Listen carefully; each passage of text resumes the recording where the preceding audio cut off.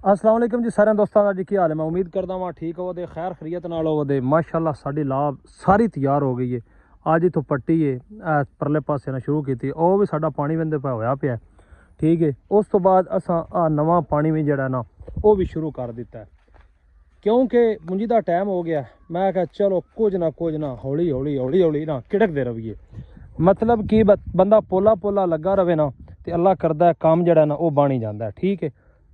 आ वेंदे जी खाली आ भी चला दी है, पानी जड़ा ना ला दिता है, क्योंकि अज मैन शक है 4 तो 5 हाड़ भी हो गई है तो हाड़ च मुंजी लाजमी शुरू करनी चाहिए है। इस टाइम हुण दूजा त्रीजा सीजन है, अल्लाह सुनन पता है।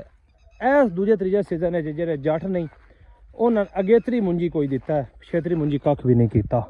गल करन दा मकसद ये वे कि कोशिश किया करो जिन्हें भी मेरे जट भरा न कि मुंजी अगेतरी बंदा लाए ठीक है। आ साड़ी ज्वार आई बहरहाल पूरी सूतरी नहीं गुजारा करती पई है ठीक है।